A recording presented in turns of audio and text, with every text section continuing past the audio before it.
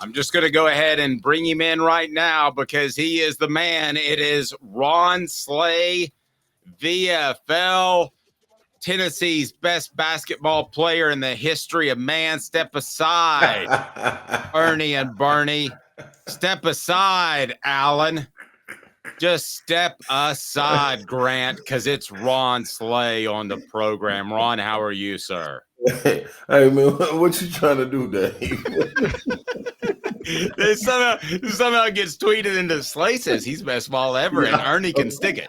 Immediately. I'll tell you this though. Draymond Green would never have tried those shenanigans with Ron, would he? No, he would never have tried that on him. Is no way possible. It's not enough people in the arena to break up what's gonna happen. If that was the case, there's no way I'm gonna lay on the floor and take that. That ain't gonna work.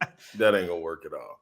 It's got to be frustrating for Draymond now that he's not the player that he once was. I think that that's part of the factor as well. The program represented by Banks and Jones, Tennessee's trial attorneys. Play to win. Banks, Jones, Tennessee's trial attorney. They will go to trial for you. But Ron's appearance is brought to you by our friends at Dynasty Spas. And I want to kick a little 4 downs here in a second, which maybe we need to rename that since it's a basketball segment with Ron, but we'll work on that.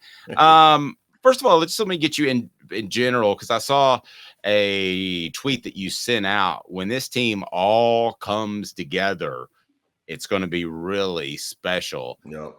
But what I wanted to ask you is not how special they can be. That would be the easy way out. But describe the team building process in basketball.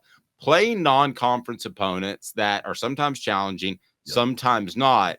But building those bonds and that chemistry during December to make that conference run and then hopefully an NCAA postseason run. I mean, how important is this time that maybe we don't see just when they're in games? It's huge. It's I think especially getting away from home. Like you always want to play at home and give your crowd a little taste of what they're going to get, especially going into conference play. But to build the cohesiveness and get everybody on the same page when you're walking through the season, especially non-conference, going on the road. It's small things and it seems minute, but it means so much because of the details of getting in, who's going to be your roommate on the road. Are you comfortable with that? And then leading up to, hey, man, who's waking everybody up? Like, it's small things like who's going to be the first one down to pregame, who's getting their ankles taped first. Like, it all flows, man. And one thing about athletes, they love to be in routines. So once you start going along on that journey and then you start incorporating who you're playing, like the Kansases, the Purdue's being ranked 1 and 2, going to Chapel Hill and after playing in Maui, I think all of that plays a part in it. And what can't be overlooked is taking that trip to Italy as well. I think that's a cheat code for everybody, because you're getting a jump start on the season and it's only you. I think that's the most important part about that. When you go overseas or you go on a trip, even when they went to Maui, to Honolulu, but the Maui Invitational, you look at it and you're like, man, it's only you. That's all you know. Like, you're away from the world, all the people you can call and be like, hey, man, I'm coming over to your house. I'm going to come chill with you. That breaks the norm. So you're only around guys that you know, and you kind of bunker down. That all leads to the cohesiveness when you get into the season, into the conference part of the season, and who you can rely on. You start to figure it out. Who's going to be that guy that can jumpstart everybody, who's going to be that spark that you can always depend on, who's going to be that guy that's going to be turning the ball over when they take the ball out. Like, don't put them in, coach. We don't need them right now. So, and then I think also for the coaching staff that gets overlooked, you start to focus on the players, but you start to find out who you are as coaches as well. Even though you've been together, it's different dynamics being into it. When you bring guys in like Dalton Knecht and you working a guy back in like ZZ, you bring a Freddie DeLeon who probably handled all of the point guard duties, him and Meshack leading up to the season. Now you incorporate Zakai. Like, what does that do to them mentally? Like, it's so much that's going on, and you can never find out who you are until you face a little bit of adversity. And I think that's what Tennessee, that's the feather in their cap that they have this year, playing these high-ranked teams at neutral sites on the road and having to go out there and battle and coming out, win or loss, you coming out better. You know what I mean? Outside of the first half of the North Carolina game, I think in each game, it was a different style, a different element they had to face, a different kind of character in Edie or whoever it may be. And you had to find different ways to win. And it was always somebody different. Even when Dalton Knecht went down with the cramps early in Maui, who else are we going to rely on? Made Santi start doing other different things. So it's a whole lot that goes into it, and nothing like being able to face true competition in the non-conference schedule. Ron, during this time, one of the things I think a lot of people don't see, and you probably know this, is and I think for Tennessee fans, it's even worse because Tennessee's a football school, so they don't know how to a lot of times approach college basketball in a different light. But what I mean by that is, how much is non-conference playing college basketball are coaches doing a lot of experimenting, which can lead to a few ugly performances because this is the time, right, to kind of experiment and just see what you can and can't do. You can't afford that in football when you only have 12 games and one loss can knock you out.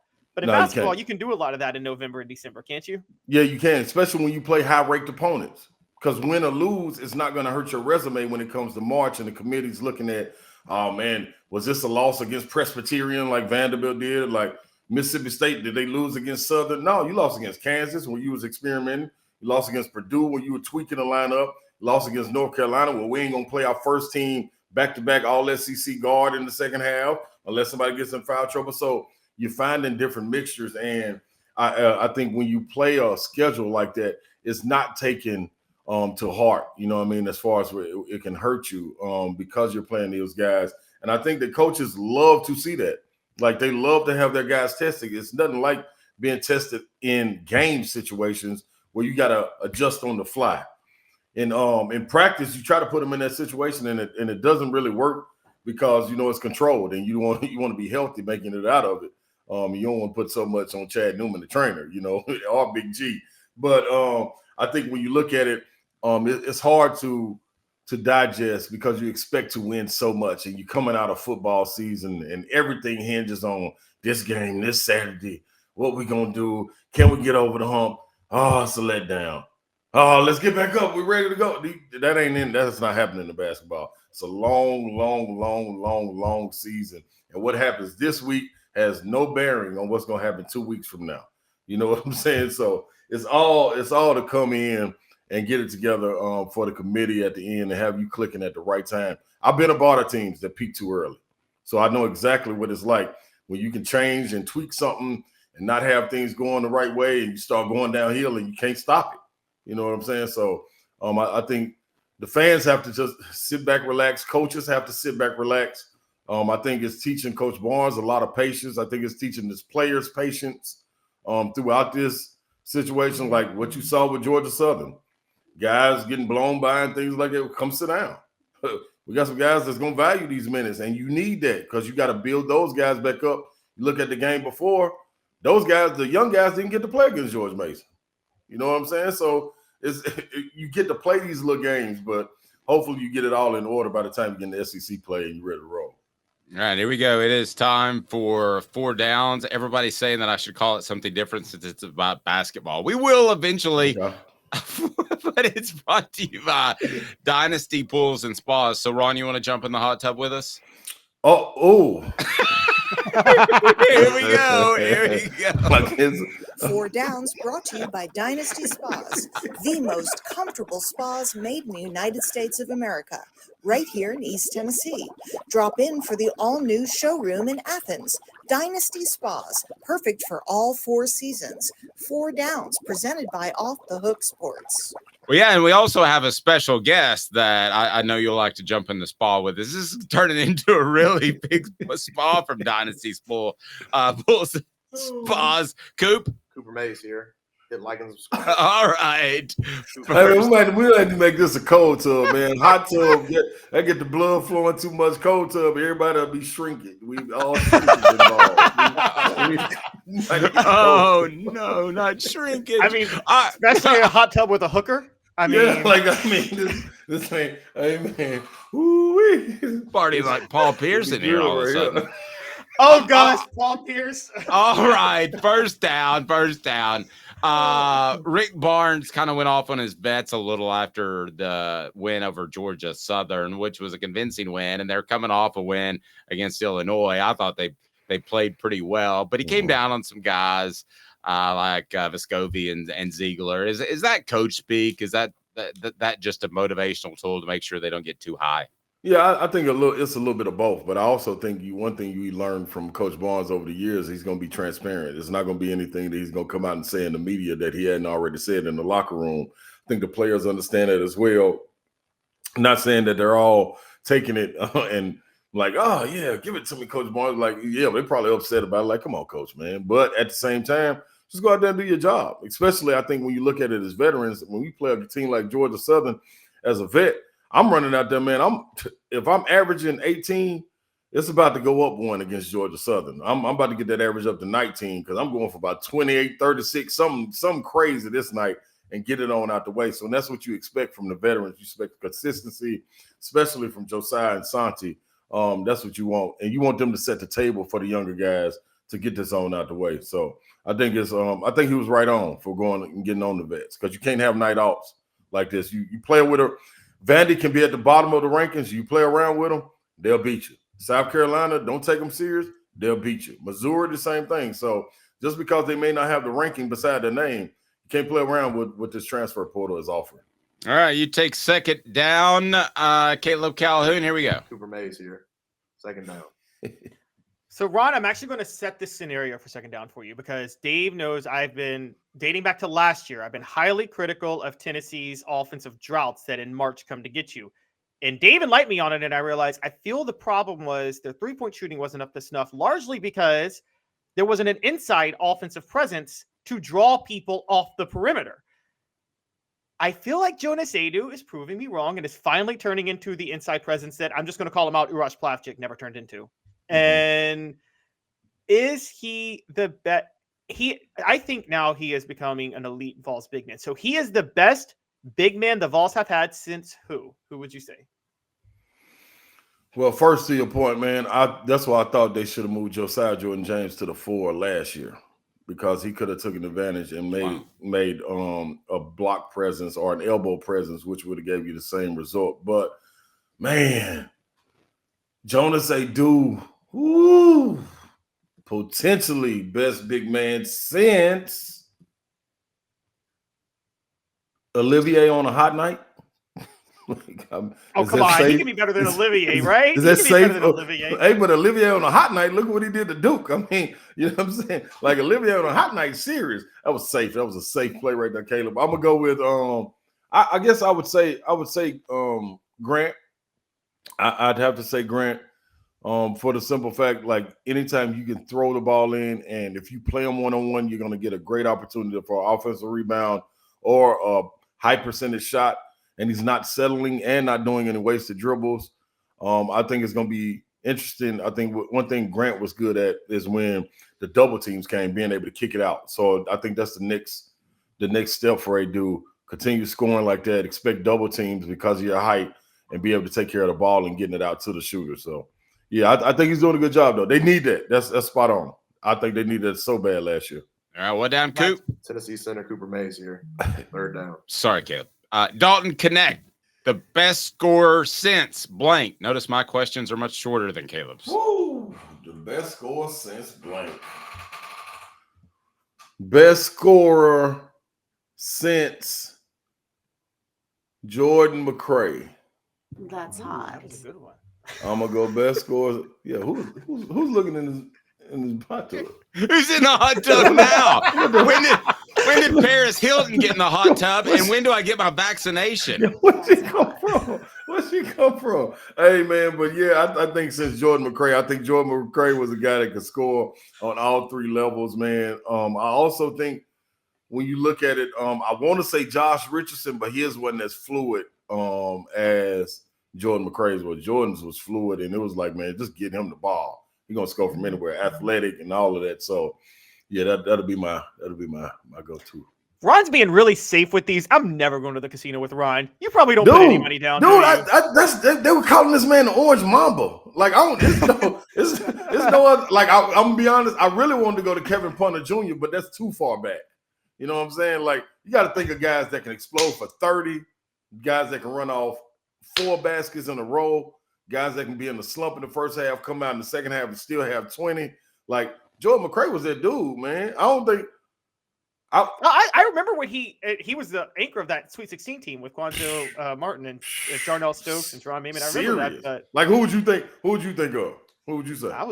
I might have gone all the way back to Scotty Hobson or Chris Lofton. I'm just saying. Scotty wasn't consistent enough. And that's my man. True. That's my man. One thing we know with Dalton, rain, hail, sleet, or snow, balls going up to the basket at some point. And it's gonna be an eye shot. The only problem we got is when he start creating in gaps and don't realize like it's a person in the gap. Get the ball up, dude. You too tall, you dribble too high. Like, get that ball up, come back off a screen, get busy. But yeah, Jordan. See, you ain't gotta go. That's what I'm saying, Caleb. You ain't gotta go back that far. You know what I mean? I just like betting big. I'm already putting 100 on Nico into the Heisman next year, Rod. He can't mess with CeeLo. Him and CeeLo ain't even close. Oh, him and Chris Lofton ain't even close. I agree. I agree. Mm-hmm. I agree. But I like throwing a lot of money down. Yeah, he's a gambler. He's a gambler. You said CeeLo, I thought of Chris Lowe, and I don't know if he can hoop or not. But CeeLo stands still. Put him in the corner. Put him in the corner. Of ESPN. What did you call? What is Knecht's new nickname that I haven't heard? Who did you call him? The Orange Mamba? No, that's what they were calling Jordan McRae. That was Jordan McRae's nickname. Knecht is the creamsicle Mamba. That's what everybody's calling him. The creamsicle. All right, Cooper, get us back on track because we all know what happened in that Florida game when Cooper wasn't around. All SEC center Cooper Mays here. 4th down. This could be the best Tennessee team since. Wow. I mean, this could be the best Tennessee team since. I'm gonna have to go with Grant Williams, Aaron Schofield, Jordan Bone, Kyle Alexander, Lamonte Turner coming off the bench. What's my man? Jordan Bowden.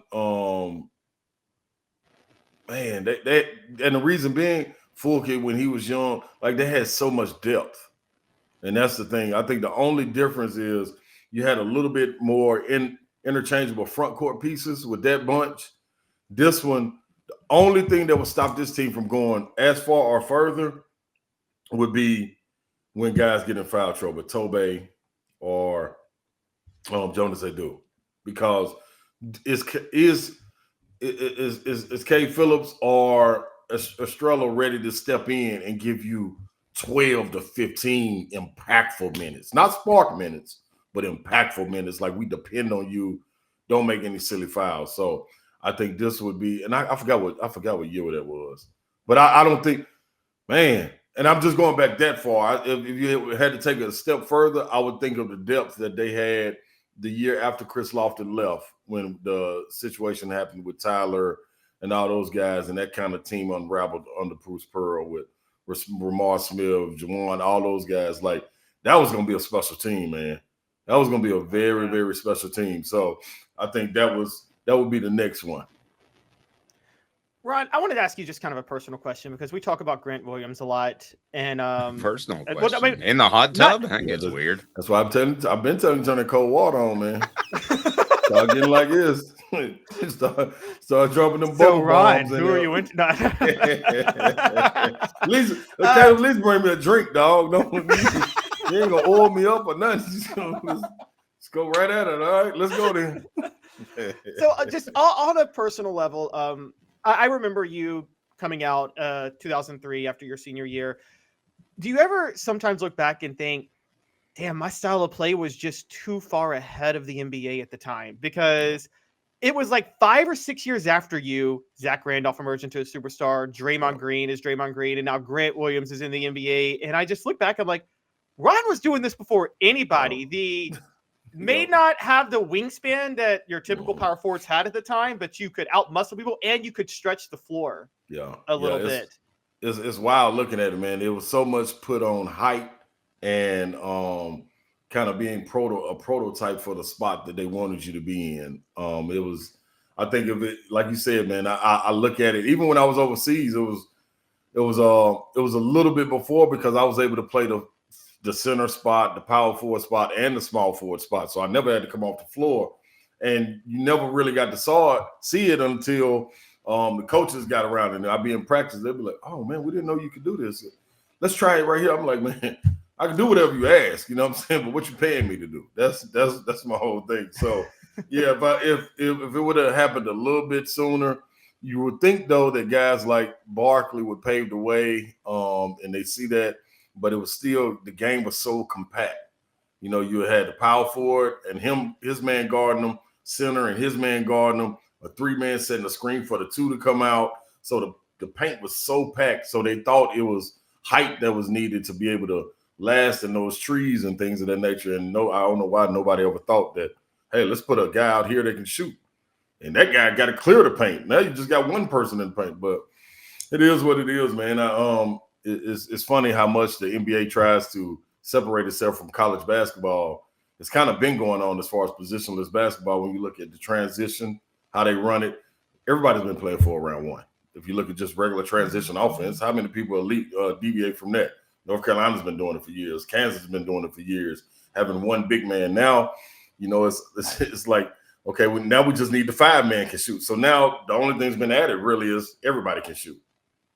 Yeah, it's funny. I remember Phil Jackson saying that there would be 5 Scottie Pippens running around on the perfect team one day. That was in the mid to early 90s. And I didn't think it would take almost 30 years for that to really, you know, as a matter of fact, here's what Peyton Manning has to say about that, just because I love this drop. They're like, that is total bullshit. Quick story. I do remember when Ron, your senior year, you went, what was it, 4 or 5 from 3 against Georgia when y'all played Georgia and beat Georgia? And I would never forget Jim Herrick. And I was in high school and I'm like, this dude can't coach if he didn't know this. He was like, I didn't know he could do that from 3. That was an exact quote from Jim Herrick. Yep. I remember it. And the whole thing leading up to it, I knew they were going to try to play zone because they didn't have anybody to guard me one-on-one. So I told Coach Conroy, I'll never forget it. Hey, man, I need to work on all trailer threes this week leading up to this game. And he was like, okay, let's do it. And I said, man, but the problem is you need to let me be able to shoot it from deep. I mean, from real deep. So he was like, okay, but it's only one way you're going to do that. So he made me watch like 30 minutes of Ray Allen and his footwork of how he shoot to make the long range shot. So he was like, anytime you go heel toe, you can shoot as deep as you want to. I was like, all right, cool. So we went and worked on it. And so when they came out in that zone, I was like, yes. I was so happy they played. So I wanted to shoot from the second E anyway. I was like, so CJ swung and there wasn't no reversing or anything. I was letting it go. I was like, yep, got something for y'all. So I couldn't wait for that, man. There was some fun times. Can I tell you one? I didn't mean to keep you this long. I want to tell you my one Jim Herrick story. You got time for that? So you guys were really, really good, needless to say. And Georgia was not as good. And so game's getting ready to start. And I know that he told one reporter, said, what do you think about going in this against this team? He goes, well, you always got a chance with a silver fox standing on the sideline with his arms crossed. Talking about Jerry Green. Everybody had, hey man, you know what the funny thing is? Coach Green gets so much flack, man, about his interaction with fans and alums and boosters and stuff. But, man, people had so much respect. I don't know if it was the North Carolina ties or Kansas ties or what. They had so much respect for Coach Green. And, man, honestly, I can't remember a lot of X's and O's, but one thing. That's very review. He never, but in heated moments, he never got rattled. You know what I'm saying? Like, he was never rattled. We would always come to the huddle. And even if he was trying to get heated and start screaming, we all look at him and be like, hey, Coach, come on, that ain't you, Coach. Be cool, man. Like your voice don't even go up that high to do that, man. So it was cool though, man. That's my guy. I got to text him probably about 2-3 months ago, man. Coach Green. Tell him I said hello. I would love to visit with Jerry Green. Hey man, I don't know if he'll do. That's what I was trying to do. I was trying to get him on the boom boom room, man. Coach Green, once you start talking about interviews, he's not gonna respond. I got him on one time a few years after his retirement, and he cared so much about the interview that I could hear he was out of breath. And I said, so what are you doing right now? And he goes, Well, I'm just shoveling gravel in the driveway with the cell phone like held against his ear, and he kept shoveling. I'm like, I got to get this driveway done. That's my man. Whatever the task is at hand, he's gonna Ron, tackle the it. only thing I got to tell you about red flags, because you talk about Jerry Green came very respected in the coaching circles. If your coach is beloved by other coaches, that's always a red flag because the best coaches are hated. That's true too. That mean they won. They won somewhere down the line. You like know, exactly. Dave and I joked at SEC Media Days. Everybody was talking up Billy Napier. Everybody. Yeah. This guy's just so smart. I'm like, Yeah. that's a dead giveaway that he's got a problem. Dead giveaway. He ain't gonna get him. Man, those are good times right there, though, dog. I think one thing about this team, the cohesiveness and the camaraderie about this team, it's gonna show. It's gonna show, and you can see it gleaming out one another. You see, was it yes 2 days ago when Freddie DeLeon got in and Zakai hit him for a 3-pointer. Like you could see how happy Zakai was to see the young fella, you know what I mean, get some game. Another guy, Cam Carr, like it's so much potential on this team. That's what I told Coach Barnes in the offseason. I went up to see those guys practice, and I'm like, he was like, what you think we look like? I said, man, I'm gonna be honest. You got a hell of a job ahead of you, man, because you got so many guys that can play interchangeable parts, and they all kind of work together, and they're selfless, and people understand who's who on the team. I think the key part is who Santi is going to be. And I said it earlier in the week. You've been having to carry the scoring load, and when they go through droughts, try to get you open. You no longer have to do that. You can go back and revert back to who you were when you first got there, the Ginobili-like kind of player. You got to see it. 9 rebounds, start doing we ain't seen the behind the net passes in like 2 or 3 years. You know what I'm saying? So him getting back to doing the intangible things, plus they can't leave him because you got a guy like Dalton Knecht that can score. Zakai, anytime you come off ACL surgery, I'm telling you, the first thing you go work on is form shooting. And you can't wait. And I'm speaking from experience. You can't wait to let everybody know, like, boy, look at this jumper. So you got Zakai ready to score. Joe Sives worked on his shot. Aidoo has confidence in shooting. Jordan Gainey is another guy that's got to be gunning to have that impact. Freddie DeLeon, when he gets an opportunity. Jemai Mashack wants to show what he can do. So all of those shots that you were getting, not necessarily for you. You know what I'm saying? You don't have to force feed yourself to get in the groove, to get involved, but you can't screen. You can't go in there and rebound. You can create for other guys and get drop-offs for people. And you can be a decoy. So I think that's going to be key for the season moving forward. Can Santi understand that role and get back to being the intangible Ginobili-like style player where he understands that he brings so much to the game outside of scoring? Ron, super excited to work with you again. Again, it's brought to you by Dynasty Pools and Spas in Athens. They've got the showroom. They deliver discounts for military first responders. And also, they've got some slot blemish models you can save a lot of money on. Dynasty Pools and Spas right there in Athens. Thank you, Ron. I appreciate it. And how do people follow your work? You're on 3 to 7 Central Time. I get the time zones mixed up, right? Yep, 3 to 6 Central. Then it's the after party 3HL on 104.5 The Zone. Then also SEC Network cranks back up. I'll be in studio the 21st, 28th, 29th, 30th. And then when conference play starts, in there every week, maybe twice a week. So it's all going down, man. Stay tuned. Guy's gonna, if I'm Jay Billis, I wake up every morning worried about Ron Slade. He ain't got to worry. They won't let me on them private flights yet. They ain't got to worry yet. Thank you, Ron. See you, buddy. Yeah. Telling you, Jay Billis ain't getting younger, Caleb. Don't be surprised. Don't be surprised if Ron's their go-to one day. I'm not even joking. I agree. Ron is great. He should be their go-to now. I'm just saying that, there is, it's not official, but there is tenure at ESPN for people like, okay, Lee Corso is not getting any younger, but like he's still being able to travel with College Game Day every week. And I love Lee.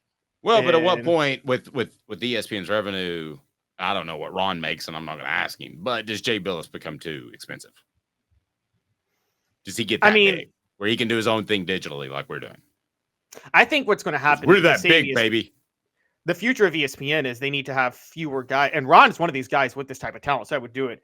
It's the Stephen A. Smith model. Find a few guys that are really, really entertaining and pay them a boatload of money. And that's It's funny. I was just thinking that yesterday. Huh. Like Maybe us, in they should pay us reference a to boatload of money. us.